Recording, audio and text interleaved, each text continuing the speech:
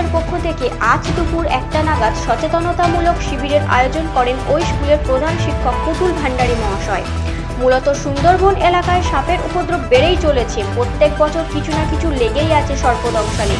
প্রায় মাস 3 আগে ওই স্কুলের এক প্রাক্তন ছাত্রী সর্পদংশনে মারা যায়।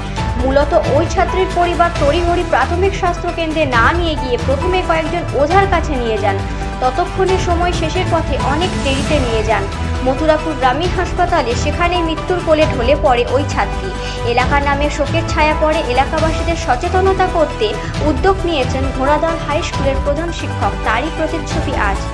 অন্যদিকে এই সভায় উপস্থিত ছিলেন মন্দিরবাজার সিআই। এই সচেতনতামূলক শিবিরের পাশাপাশি সিআই সাহেব বাল্যবিবাহ রোধ করার কথা বলেছেন ও অচেনা মানুষকে ফেসবুকে ফ্রেন্ডশিপ করবে না, 18 বছর বয়সের নিচে বিবাহিত জড়িয়ে পড়বেন না। Bureau report RM TV Bangla. আমাদের হেড স্যার পুতুল ভান্ডারীর তত্ত্বাবধানে এবং অন্যান্য শিক্ষক শিক্ষিকার তত্ত্বাবধানে আজ এখানে একজন সচেতনমূলক অনুষ্ঠান আয়োজন করা হয়েছিল। ও যেমন সাপের উপদ্রবে কীভাবে আমরা বাঁচবো এবং মন্দিরবাজার সিআই থেকে এসেছিল ও কীভাবে মানে যাতে নারী ছোট বাচ্চাদের বাল্যবিবাহ রোধ করা হয় এবং শিশু শ্রম যাতে না করা হয় এই জন্য। এবং কিছুদিন আগে আমাদের স্কুলেরই একজন ছাত্রী এই সাপে কেটে মারা গেছে। তাকে ওঝা এইসব না দেখিয়ে যদি হসপিটালে নিয়ে যেতে হতো হয়তো বেঁচে যেত।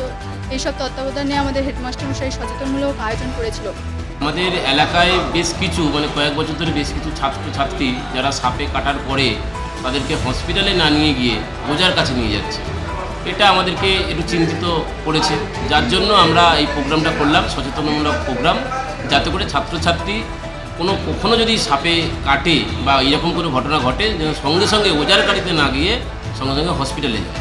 এই জন্য আমরা এটা করেছি। এখানে উপস্থিত ছিলেন মথুরাপুর থানার পক্ষ থেকে মন্দিরবাজার সার্কেলের সিআই যিনি ছিলেন তিনি স্যার ছিলেন, হসপিটালের স্টাফ ছিলেন, আর আমাদের মধ্যে অ্যাডভোকেট ছিলেন, লোকাল ডাক্তারবাবুরা ছিলেন এবং নার্সিংহোমের অনেক ডাক্তারবাবুরা ছিলেন এবং আমাদের পরিচালনা সমিতির সভাপতি আলতাফবাবু এবং আমরা সবাই ছিলাম থেকে ছাত্রছাত্রীদের এবং অভিভাবকদেরকে এটা একটা অ্যাওয়ারনেস প্রোগ্রাম আজকে সম্পন্ন হয়েছে।